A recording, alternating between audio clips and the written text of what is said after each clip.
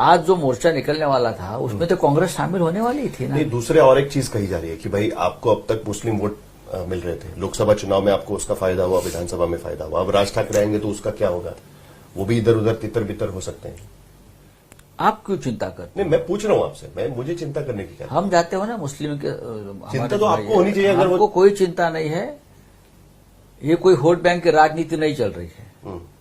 यहाँ के जो मुसलमान हैं वो भी मराठी है, वो भी महाराष्ट्र के नागरिक है, भूमिपुत्र है, इस नाते वो सब हमारे साथ रहेंगे।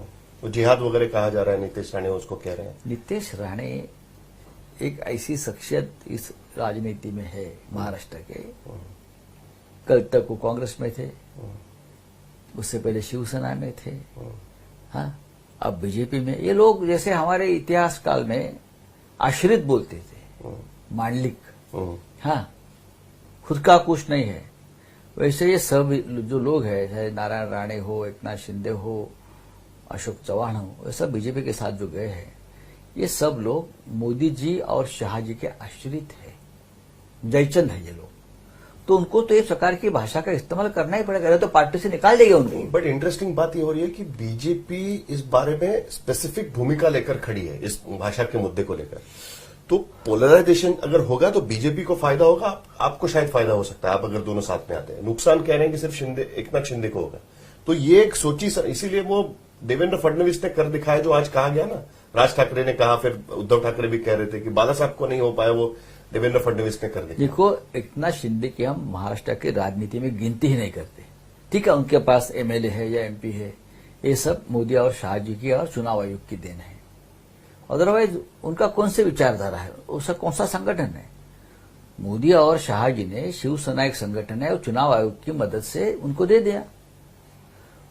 अगर उनको अपनी ताकत का दिखाना है, एक चुनाव ऐसा लड़े, एक खुद की पार्टी बनाए और 10 जगह पर अपने उम्मीदवार खड़े करके बोले हाँ मैं असली शिवसेना हूं, और चुनाव लड़ो हमारे सामने। अगर वो चुनाव जीतता है तो मैं बोलूंगा उनकी शिवसेना असली है।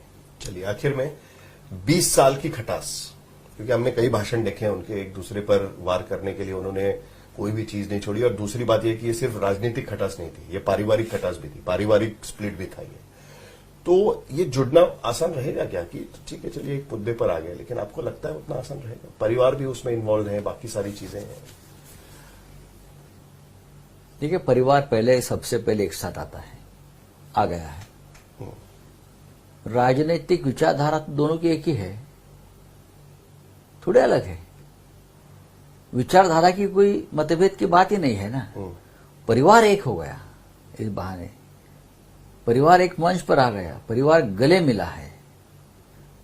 कुछ लोगों को उसकी तकलीफ हो सकती है, राजनीति में जो आज है उनको तकलीफ होगी, लेकिन महाराष्ट्र की 10 करोड़ जनता आज खुश है, उसमें सब कुछ आया है।